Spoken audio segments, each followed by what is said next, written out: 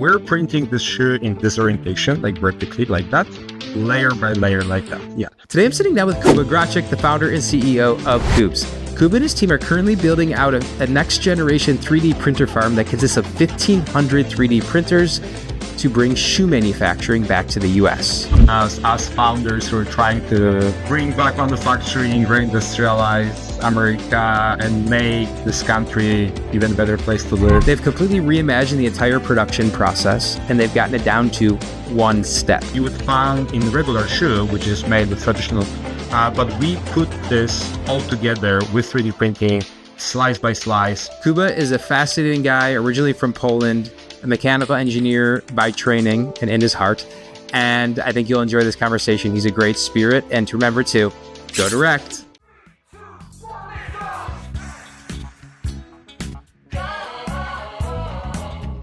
All right, and we are live. How are you doing, Kuba? I'm good. Happy to be alive, Jordan. How about you? Me too, my man. Me too. Good way to start it. So listen, I appreciate you agreeing to sit down and dig into kind of what you're building at Koobz, and more specifically kind of the 3D printing market in general. You know, what caught my eye, I saw your recent funding announcement, so congratulations on that. Thank you. And you know, what caught my eye which is relevant for going direct, is you epitomize decentralizing the real economy and decentralizing production here in the US. And so the reason why I wanted to have this conversation was you're taking a very interesting approach where you're building a next generation 3D printing farm to enable others to build their own footwear brands versus building your own footwear brand. Maybe you are as part of the path, but the goal is to build infrastructure and to truly enable more decentralized distributed production. And that's what we're all about. So Kuba is in the middle of building out an 800 printer factory. Is that right? In Ventura, California? It's let's say it's fluctuating all the time. It might be a little bit more in our first facility because, as you mentioned a moment ago, we announced our funding with amazing investors, and I would like to thank Jeff from Anchor, who's leading the round, and amazing investor, very committed to bringing back manufacturing in general in the United States. And so with that announcement, we got a little bit of a press, and people who haven't heard about us yet, they just realized we're existing, and they came to us and said, like, hey, how we can work together. So initially it was supposed to be 400 from this facility. Then we reshuffle and we figured, okay, we can squeeze 800. Then right now it's close to 1,500, and we cannot squeeze it into our new factory, but there's some buildings next door that are available, and we're looking at as for today. So okay. Stay tuned. All right. Well, a lot of 3D printers, which we'll get into. So let's start here. I'm gonna just share my screen for you. Okay. Let's see here. There we go. So making shoes is notoriously complex. And so some quick stats that you guys show, I'm just going to read it off for folks that are just listening. And I want you to walk through, why footwear production has not really seen a step function in innovation in a long time.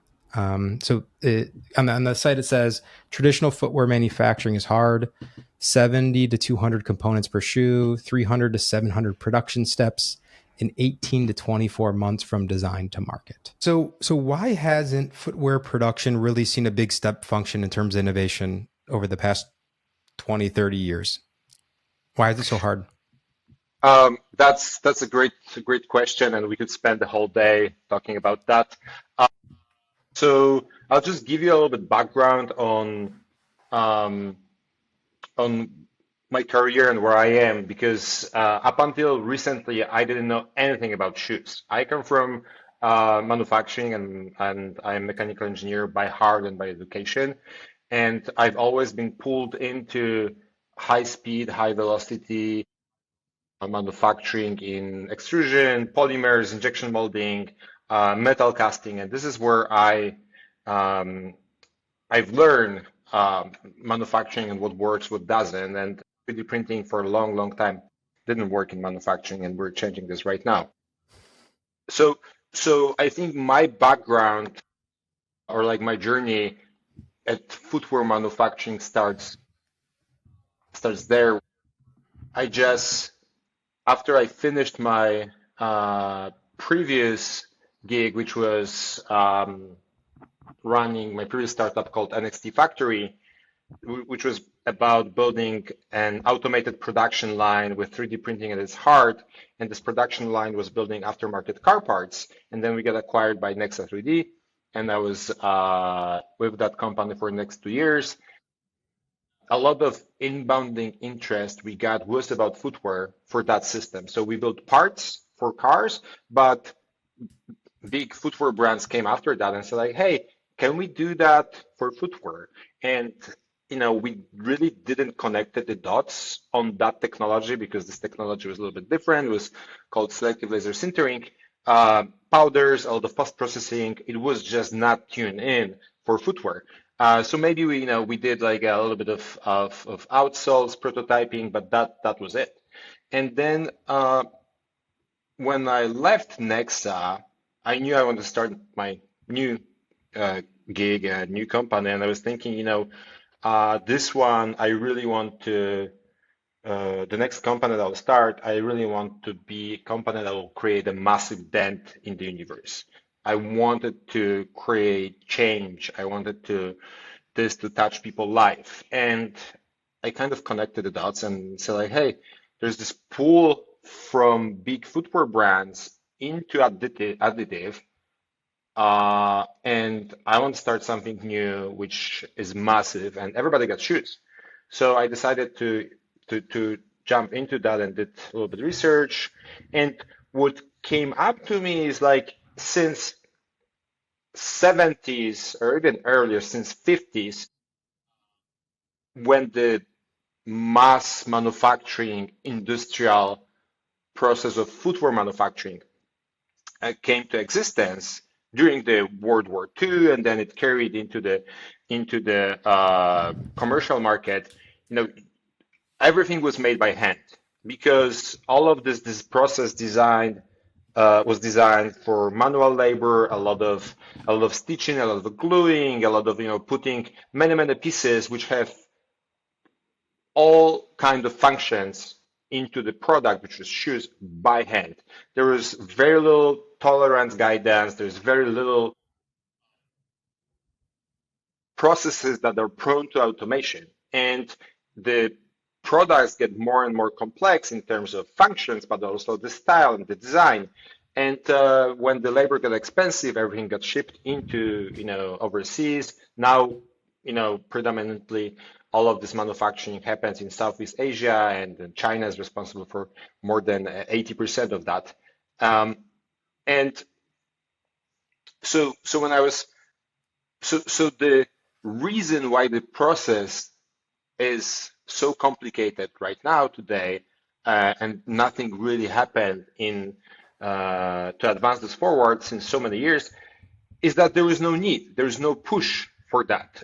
Everybody were comfortable with status quo of we're chasing the cheapest labor down there, we're kicking the can down the road of the cheapest labor, and we're not reinventing process. Of course, there were like some advancements here and there, supercritical foam creation for running shoes, overmolding this with uppers, which speed up the process a little bit. But at the end, in mass market factories, there's just rows of people sitting there on the production line and just stitching, gluing those shoes. So there is not really demand. And if you think about it, your average sneaker has probably 50 to 70 unique pieces in those. All these little stitched patterns, adhesive. It's a line and a bill of materials as well. Laces, bottom unit, upper. By the way, 18 months from now, I don't know anything about shoes. All those little pieces. Now, I had to absorb this knowledge to even speak in footwear to those people that I'm working with, and all of this has to be put by hand together. Put together by hand. So if you imagine every this little piece that goes into the shoe has a supplier. supplier for leather, supplier for stitches, supplier for adhesive. So when you speak about the product development cycle, which, as we could see, it's at the moment sits somewhere between 18 to 24 months from the inception. Very little actually goes into the product design or function or how it's going to look. This is nailed down. This mostly happens in the United States for the US brands, and they might have a division overseas that kind of translate the creation to manufacturing. But then aligning all this supply chain, the way that we can build high volume production runs at scale with low cost, organizing all of that downstream. This takes time, and you're not manufacturing all sizes at once. You're doing runs of sevens in one color. You're manufacturing those for a month. Then you're manufacturing, different batches of different sizes, of different color patterns that at the end of the process, you can put into those containers your whole order. You're not reordering. Maybe, if we're talking about manufacturing, I don't know, Nike Dunk, which is like a legacy shoe. So they're like reordering that every season. But so this is how it is today. And if you think about complexity of supply chain logistics, there is an army of people working on that you could just click on Amazon or on website or go in the store and grab shoe from the shelf at the price point that it's pretty acceptable. Of course, everybody get their own budgets. Somebody spends $30, somebody spends $600 on the shoe, but taking how complex this process is, this is relative. They nailed down the economics of that, and so this is how it works today. And Koobz, the company that I run, is about to change that. And we'll get into that. So first, I want to go back to a comment you mentioned, which is a big piece around the general additive manufacturing, 3D printing space. Most people don't realize there's a lot of 3D printing and additive manufacturing going on in different, like as you mentioned, different parts and replacement parts going on every day. It's just hidden from them. But in general, the general feeling is 3D printing has never really lived up to its expectation, especially along like higher volume manufacturing. And so you made a comment at the beginning. I just put a note down here. I wanted to make sure that we touched on why you believe that is, and then what's around the corner now that why you think it's going to change. That's a great question and something to talk about. So I have about 15 years of experience now, probably a little bit more, in building 3D printing systems with various of technology, mostly focused on powders, powder bed fusion, laser powder bed fusion. And, for a long time, when we were selling those machines, you're competing against technologies that they can do what 3D printing can do, but faster, cheaper, better, with bigger material selection, validated quality check processes, with more standardization, which is 50 years old, like for example, for injection molding. So odds as 3D printer manufacturer are against you. People went so far without additive that it's really about the application and the cost structure of that application to win actually a mass I would say manufacturing at scale application. You can 3D printing is amazing for jigs, fixtures. Prototyping wouldn't be where we are today without 3D printing. However, scale manufacturing, you're going against something that's already well known. And the reason I believe what we're doing at Koobz at the end will win in this process is that before I started this journey, I'm an Excel guy. I like to put everything in Excel and run, simulate the business in spreadsheet. I highly recommend that to any founder or like early founder, young founder who's listening to that podcast. Just run in Excel, like whatever data you have right now, just run in Excel and make sure there's not like a fundamental flaw. And Yeah, gut check it for sure. yeah. Yeah. Go check it. Exactly. And I'm saying that because I've made a ton of mistakes without doing that. And then even more mistakes when I did that. I didn't believe what the Excel says. It doesn't make sense. And I went down the rabbit hole and, of course, reality checked and it didn't. So you will save yourself a lot of time. So when I was starting this business, I did exactly that. I had an average shoe price tag that I could buy. You talk about your sneakers, for between 60 to 120 bucks. You have a price for kilogram or like a pound of filament. That's pretty known, and I have some idea how this can scale. And the biggest issue I had is the capex, the capital expenditure that has to go into every piece that you're manufacturing, and the depreciation per a unit of product that you're manufacturing. And when I was using all the, I would say, industrial grade additive manufacturing methods in my simulations, all of this didn't make sense. And I was like, okay, better to use injection molding, better to invest in tool, because, people think injection molding is very expensive, and to a certain extent is, but if you're talking about high volume manufacturing, the cost of tooling dilutes so quickly in successful product that it's negligible. So this didn't make sense. But then I turned into the cheapest possible FDM printers that are on the market, and those for like 300, 200, maybe 400 bucks.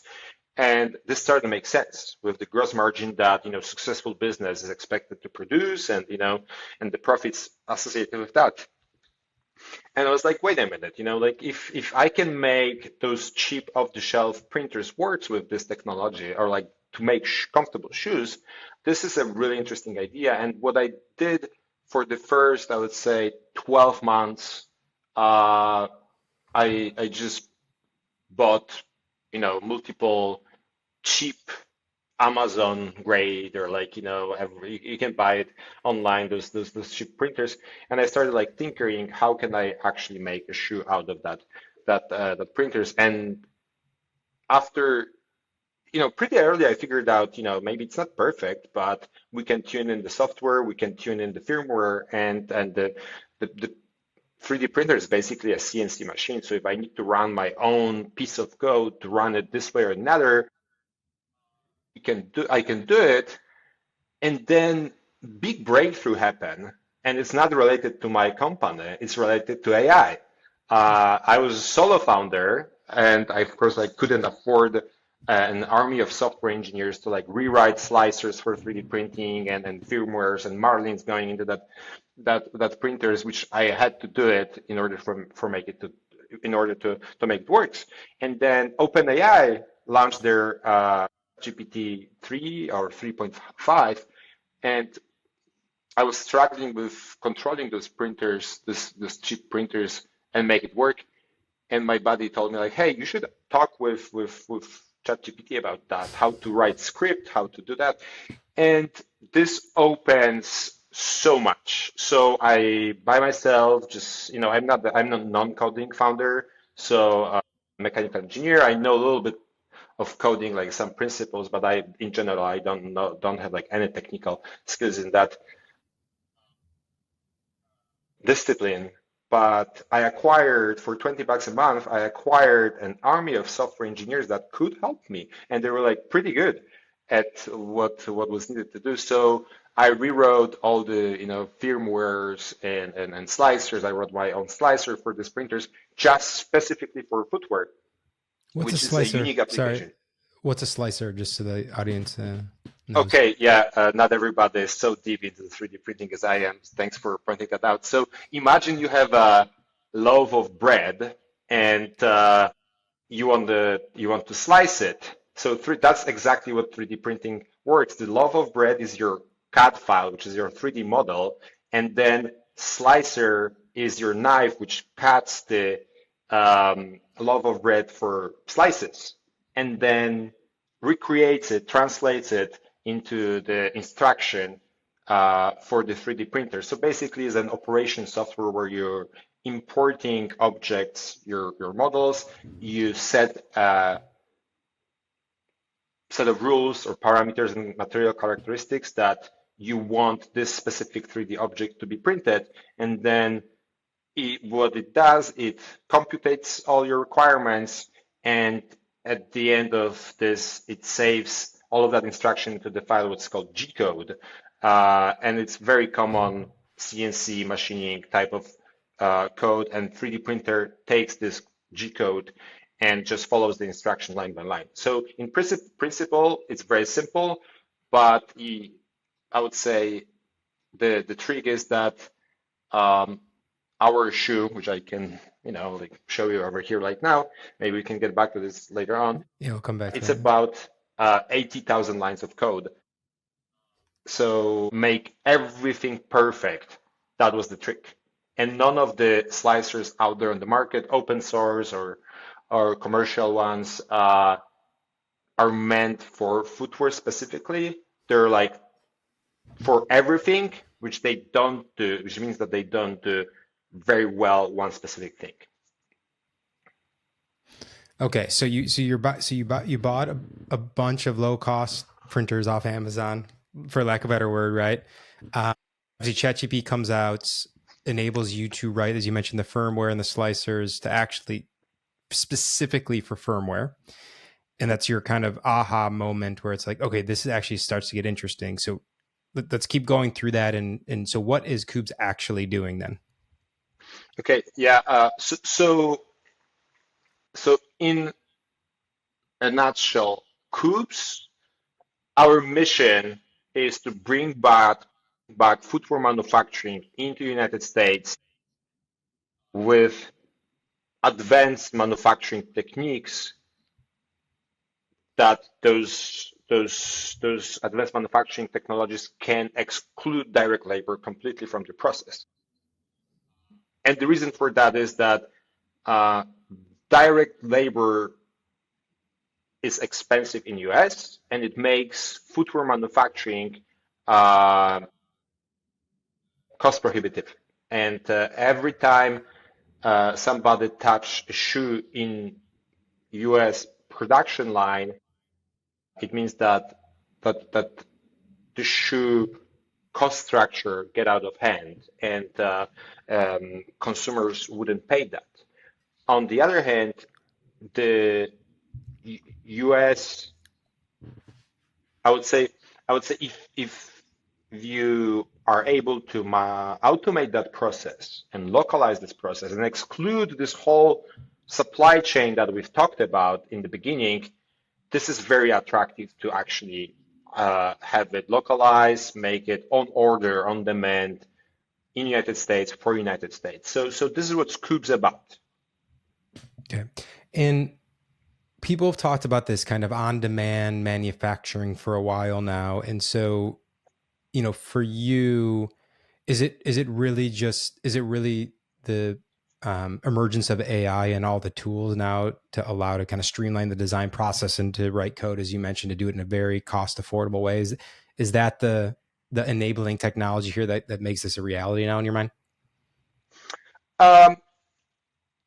Yes and no. Like, I wouldn't be able to get Koobz through this first, I would say, 12 to 18 months of being a solo founder, trying to figure it out, product market fit, and de-risk the project, that when I go fundraise, it will be obvious that this is a good idea. So I would need to have a bigger budget, more people involved to kickstart this. Would it be possible? Yes, but it will be much more difficult. So AI and large language models definitely help, not only in coding, but even brainstorming ideas with it. And Sure. then it's just like at the moment, it's just essential in our everyday work. And even recently, we decided to communicate within our organization and outside of our organization that we're a footwear company first, and AI second. So everybody in the company is encouraged to use AI tools. They all have access to that, and it's just crazy how fast this goes. But we can touch base on that in a second. And couple of like other things that enable this, at least to this stage. We don't know if this is a good idea. Everything looks fine, but still a startup, so we're still validating. Good things are happening, but we're not yet there where we want to be.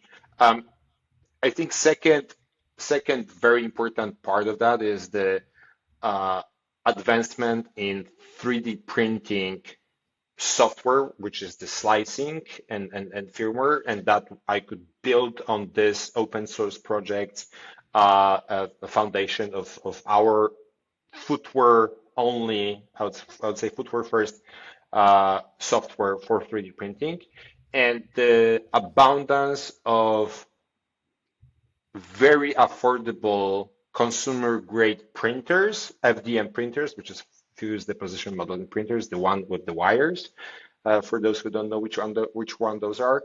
And 5, 10 years ago, you would have to pay thousands or tens of thousands, sometimes in hundreds of thousands of dollars for those machines, where today all those functionalities are packed into $300 machine, and they're very well put together with good quality, even the cheapest ones. And this makes this feasible. So I would say AI overall as a business enabling, and then advancements in software for 3D printing, and the lowering price and point for the very good quality 3D printers. Those are like three. And I would say outside of that big, I think I've seen that early on that this makes sense. If we're able to successfully shorten supply chain and do localized manufacturing, but really big push was when the Liberation Day happened, and Sure. new administration decided to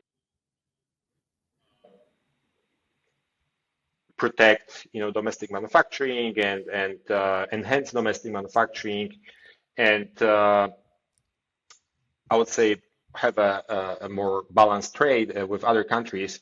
This is where was like an influx point, and this is exactly when week before that we started to fundraise for our seed round. And Good timing. when it's in the business, what I've learned, it's very important to have a great idea, an amazing team, but luck and timing, it's equally important. And if we started 3 years earlier, nobody would think that's a good idea from the product price point of view. Now everybody thinks like, oh wow, this is cool. We want to do this. So I would say the market environment helped us a lot, and we could get over the hump. And I think the most important what happened is the shift in, I would say, brands strategy and people in the brands, inside the organization, who are responsible for redundancy of their supply chain. They decided, okay, you know what? We order 100% of our products overseas. Let's allocate 1% or 2% of resources to develop the domestic supply chain. And if you translate those into the numbers, those are huge. The US footwear consumption its value for about 128, $135 billion a year. So that's a huge number. So you have however many 800, 1,000, 1,500, whatever it's going to be, number of printers. Let's talk about the tech stack a little bit. Are you using all off-the-shelf components and hardware, and you're just building your own custom software? Just walk us through the tech stack. Yeah. So I think what I skipped a little bit earlier is, talking about how complex the supply chain look like, and how those products have many parts, and those 300 or 400 different steps that it goes into putting them together. So what we're doing with 3D printing, and this is belong into the tech stack question, is that what we've created is a process that takes only one step, which is 3D printing, and we can program the density and textures on the shoe that this material that we're using can serve all these purposes of those different parts in the bill of material on your regular sneaker. So if I can show you on this example, over here, this is our shoe that is launched. It's called Jag. You can go on our customer website, Footwear, and you can buy it. This is, outsole. It usually is a separate component. This is an upper. You have some stylist, some design patterns over here. You have a collar over here, and then insole and midsole over here. So all of those in regular shoe would be a separate component that would have to be somehow put together. So what's the novelty over here is that we've designed a process that we can program material, which is TPU, over here, fully recyclable material, to serve all those different purposes that your regular shoe has, without losing on comfort or breathability and everything else. So we get that, and then how to manufacturing this at scale. You cannot build a custom solution, in my opinion, because it will be too expensive. So we had to piggyback, right? That's how you say it in English. Yeah, Sorry, yeah, you got English. it. Yeah. Born and raised in Poland, and so we have to do that on somebody's back, and that somebody who already had some momentum and scale, that their printers are cheap and refined. We were working with a couple of those companies. Cannot really disclose who, but Sure. They're amazing in that, and they're selling millions of those machines, and everything over there is tuned in, and their cost structure is amazing, and their efficiency of manufacturing that is amazing. So we use off-the-shelf printers right now. We got it out from the firmware that's operating those machines, because we need to use our own proprietary firmware in that, and we use our own proprietary slicer in order to do this. So hardware off the shelf, because otherwise it would be too expensive.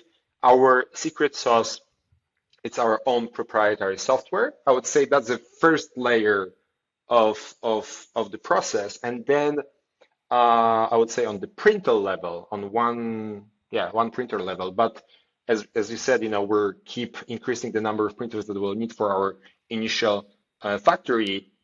Then you can think about this as a banks of printers. Our banks of printers right now consist, I think, of 24 printers, and you have to create a bank that is cheap, easy to replicate, prone to automation. You can automatically load and unload the material for the printing. You can take the tray with the shoe into the post-processing automatically. One operator can manage 500 to 800 printers. That's our goal. And so I would say once we have the core nailed down of how to print the comfortable shoe, now we're working with this new funding that we got to iron out everything downstream, including automation and post-processing, quality check, overall lean manufacturing, and I think this will be the biggest differentiator between Koobz and any other company which will go into that. We're a bunch of guys who come from high speed, high velocity, high throughput manufacturing, where we know that every penny counts, and we don't want our customers to pay too much for those shoes. We want to match whatever, or even be cheaper than whatever the same type of shoes order overseas. So, yeah. So can I see the shoe again? Yes, please. Okay, so you have the upper, you have the sole, the outsole, the insole, the whole, like several parts. So is the same? You said something though. You're making every single part on the same printer. Walk me through like the production process. Okay, so we're printing this shoe in this orientation, like vertically, like that, layer by Okay. layer, like that. Yeah. So I've mentioned that this shoe consists of every part that you would find in regular shoe, which is made with traditional manufacturing technology, stitching or gluing or anything along those lines. So you have an outsole, you have an upper, and you have, let's say, collar and some design features. But we put this all together with 3D printing, slice by slice. There's no gluing, no stitching. It just goes layer by layer. All those parts that I've mentioned, they're made in the same process, the same line. So we program at the given layer, we program, like, for example, collar has different density, then the upper has a different structure to become flexible and breathable, and then there's a different structure that it's used for the outsole, that is durable on the outside. I'm showing a dirty outsole to show you that actually I Sure. did, a Right. lot of, I wore this and I wear this a lot every day. I even run in one pair. So all of these parts are defined in the model in the 3D file, but they're put together with printer inside of the machine. So it's all the same material, or do you have different Yes. material? All the It's same all the material. same material, and it's foamed TPU, and we can uh, program it with temperature and density. So it means, like, if we, for example, want to have a breathable upper, so we decrease the density. You can maybe even somehow see it over here. Yeah. There's like little holes. All of it's breathable. Sure. So we can decrease the density over here, but increase it over here in the same layer by decreasing temperature, by increasing pressure on the nozzle. So yes, this is the same material, but we're already working, and we're not ready to show it, but we're already working on shoes that will have multiple colors and multiple materials at the same shoe. So you can imagine you will have a foamed outsole with maybe a carbon fiber plate inside for performance. And maybe those accents that they're single color right now, those will be different color. Got it. What's your biggest constraint right now? Is it kind of the material science side, the software side, or just like straight up scaling or creating a scalable production process and putting these skids together of 3D printers?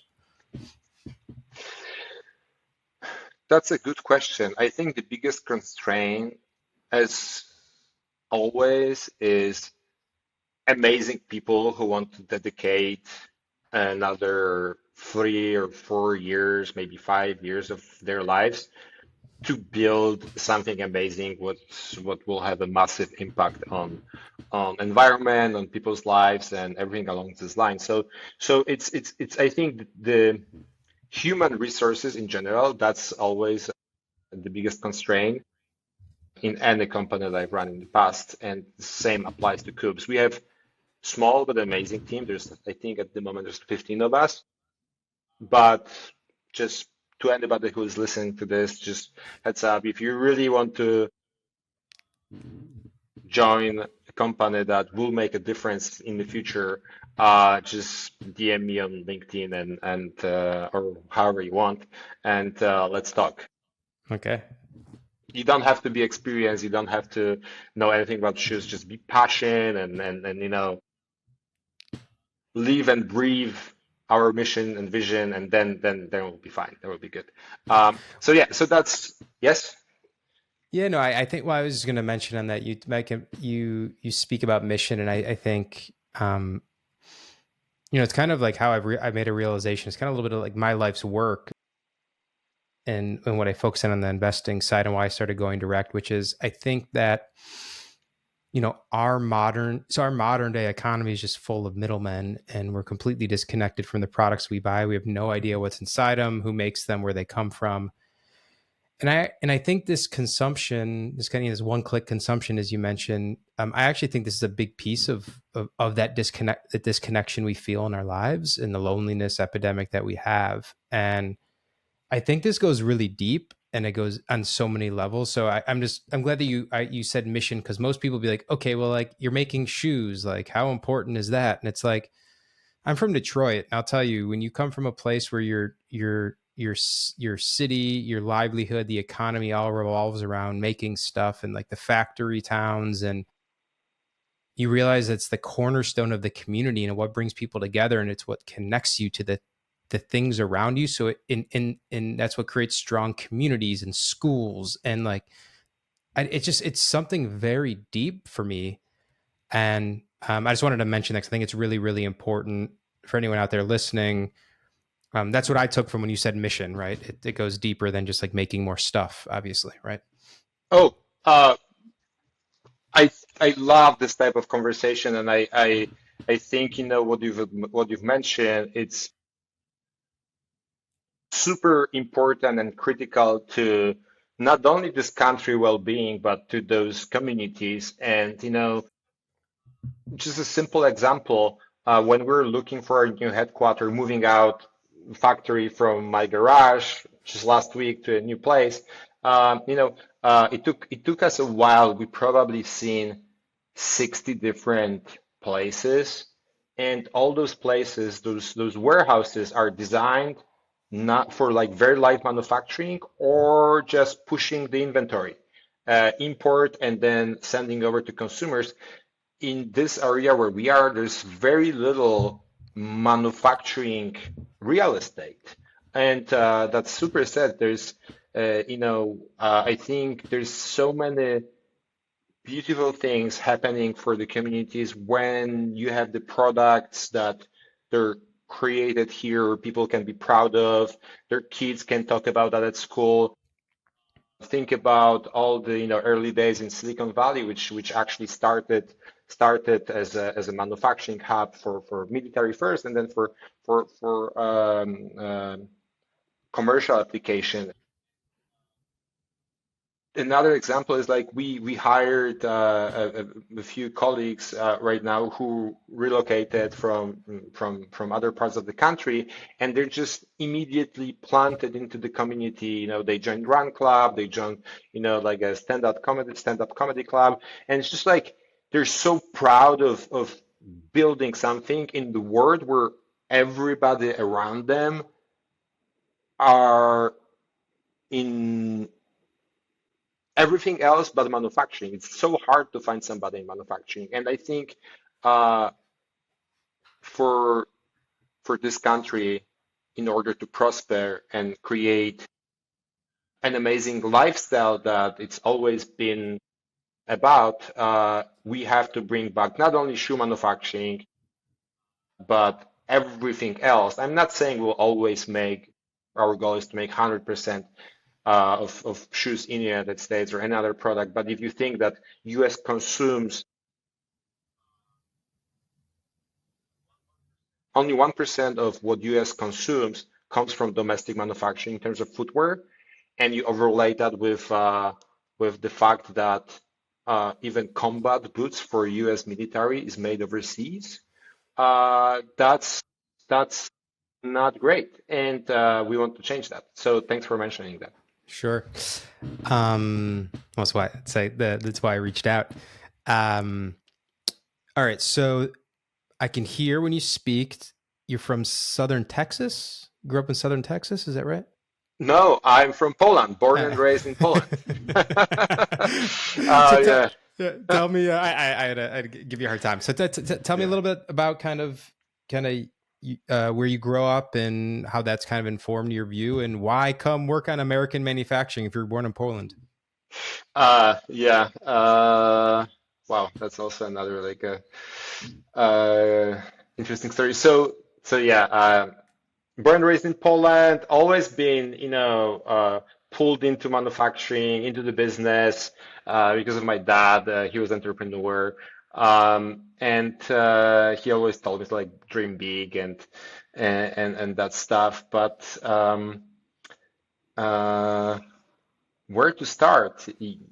Uh, like when I always wanted to create something for myself, and not necessarily to be my own boss. Even though if you're a CEO of company, you think you're your own boss. No, you have investors to report to, you have customers. Everybody else is your boss. So that's not true. Um, I think creating something that you have influence, not control.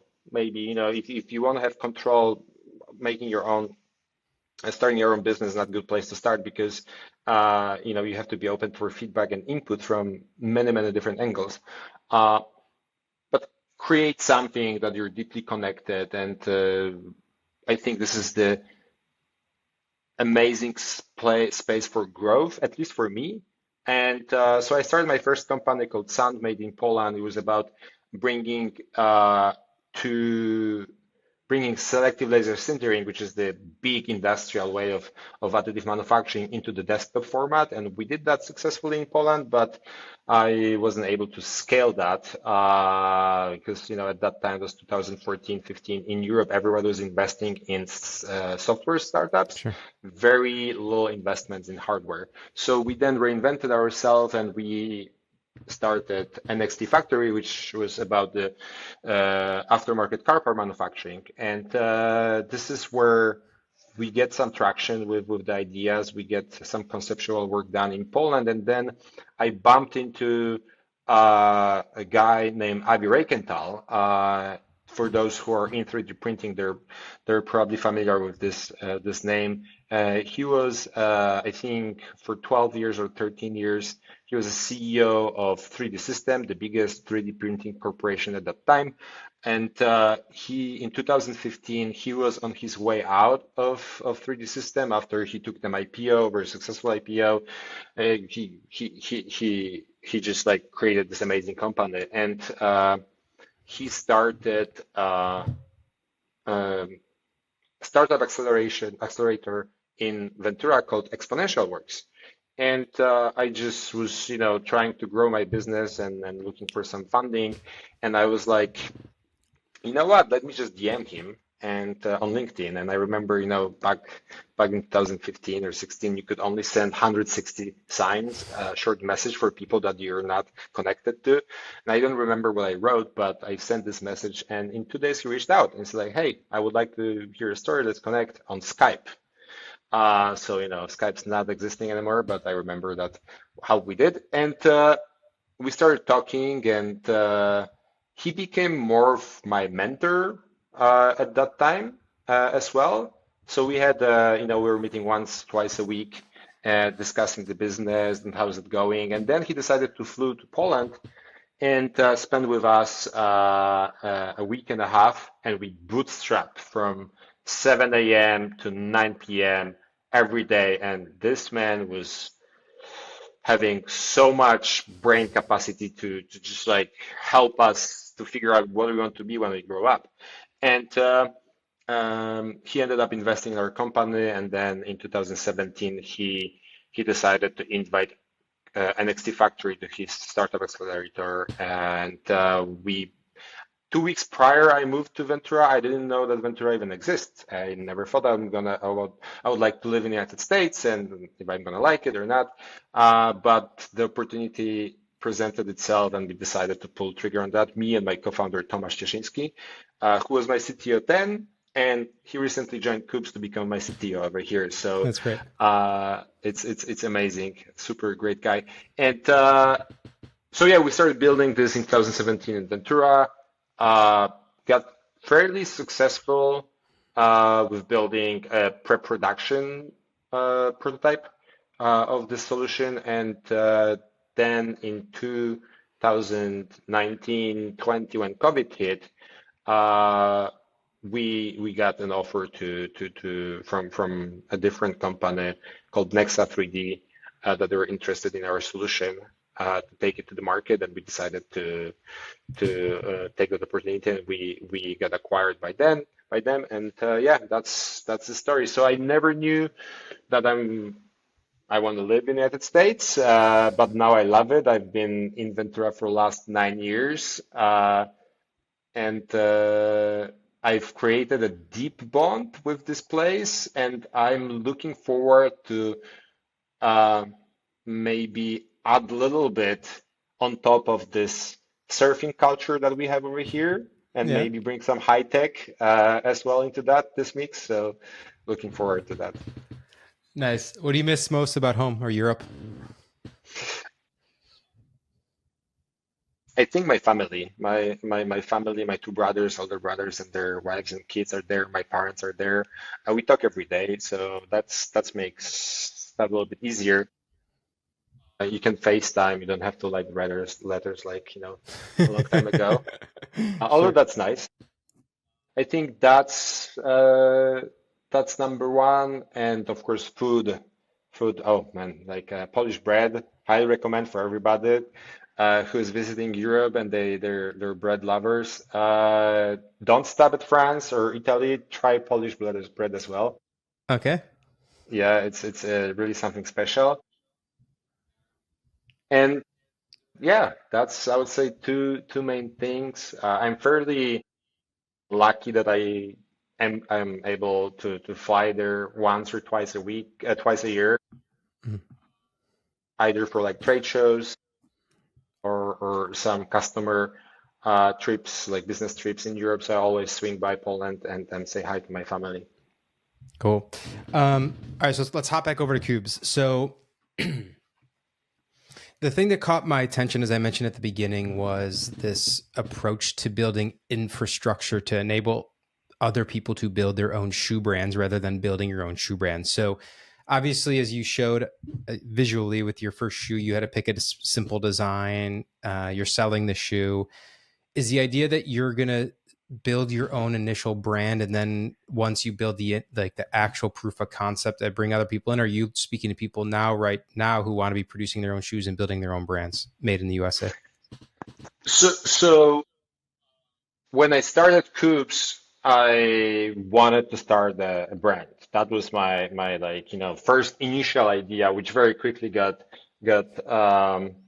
proved that was wrong idea. If you look historically in last, I don't know, 10, maybe 15, 20 years, in how many brands, sorry, was created and how very few got actually successful. You can think about Allbirds, but it was that successful. They had an amazing IPO, and then now they're they're they're not as great. Then Tom's also got saved. Hoka, amazing brand, also got bought up by Deckers as a distress company. So it's very difficult and requires a very unique skill set to become successful as a footwear brand. And the only like kind of like emerging brand that I can think that got successful is Crocs, and Crocs is 20 years old almost. So it's very difficult to run your own brand. So very soon I realized in building what I'm building, it's already risky. So there's no need for further to add the risk into this mix. So we decided to become a tier one footwear supplier for brands. And uh, the initial message was like that will become a platform that anybody can launch their own footwear and footwear brand. But this changed over time, and now I wouldn't say pivoted, but like kind of like evolved naturally based on the market signals that we're having and market interest into become a supplier for big brands that are out there. And I cannot say who are we working with yet, but very, very soon we will announce announce that big stuff is coming with That's great. brands that a handful of brands that everybody knows, and they're like staples in the footwear. So stay tuned for that. So to answer like your question in one sentence, we're manufacturer tier one manufacturer for brands, and now we switched for bigger publicly traded footwear brands. Great. And so will you still serve the independent or the smaller brands, or if someone wants to launch something, or is that just kind of at this point, that's like maybe it's way down the line, you're not even thinking about that right now? We have some few legacy smaller creators brands with us, and we're committed to serve them because that was our initial agreement. But at the moment, we're not interested in taking on more of, I would say, independent boutique brands, or maybe like influencers who want to run their own shoes. We just have too much on our plate with those handful of big players. And just to give you a context, like our manufacturing capacity is sold out for next year, and That's great. so that's that. Even if we would like to bring on board those smaller independent creators, we just don't have bandwidth and capacity. In the future, when we run this, on all cylinders, I can see that. I would like this to happen in maybe even more localized way. However, in the near term future, I don't maybe 3, 4, or 5 years. I don't think so. There is a play where we could launch our own footwear brand out of that. It's very tempting to do this, but I'm not the guy to do it. Maybe somewhere down the line, somebody will come over and join us and say like, hey, this is going to work, and I've done it already, and this we have to do it. Yes, but it's such an abstract concept at the moment that I'm not even thinking about that. No, I get it. What is the pick? That's great, by the way, that you're sold out of your capacity. What is the capacity for, you said through the end of 2026, is that right? Yeah. So how many pairs of shoes are you hoping to produce, or what is the capacity 2026, just to give folks a little bit of sense of scale? 200,000 pairs for 2026, which in footwear it's still peanuts. But Sure. As for domestic footwear manufacturing, we will become, I think, the biggest manufacturer in the United States. That's great. Well, that's super exciting. All right, you ready for a little bit of rapid fire to close it out? Oh yeah, let's do it. You ready? Okay. One footwear brand you admire most. Crocs. One design or engineering principle you live by. No part is the best part. One myth about shoes that you wish would die.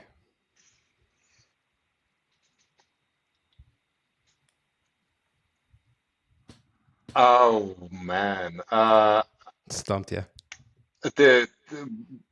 I have it on the end of my tongue. Sizing.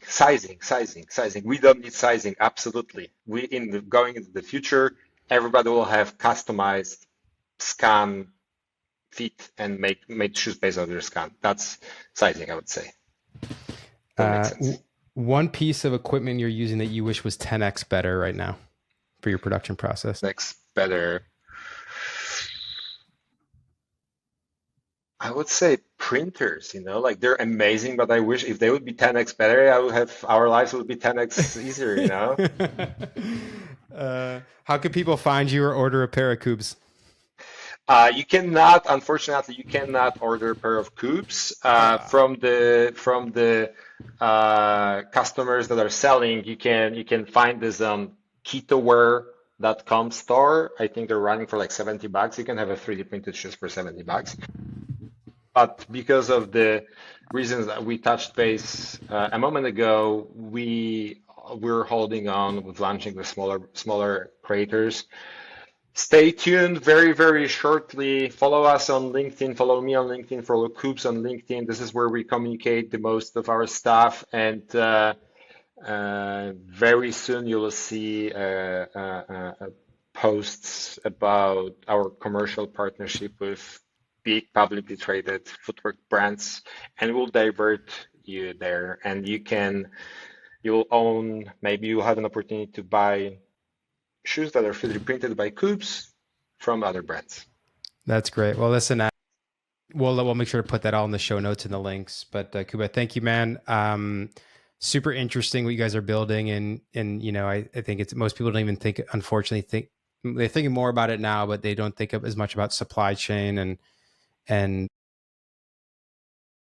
becoming kind of this tier one supplier for major footwear brands is one way to make a dent into how to bring manufacturing over here. So kudos to you guys. Keep building, and look forward to following the journey. Thank you, Jordan. Thanks for having me, and thanks for doing what you're doing, because this gives us founders who are trying to bring back manufacturing, reindustrialize America, and make this country even a better place to live. You're giving us a platform and place to speak up. So thank you for that. Sure, man. All right, man. We'll talk soon. Take care. Thank you.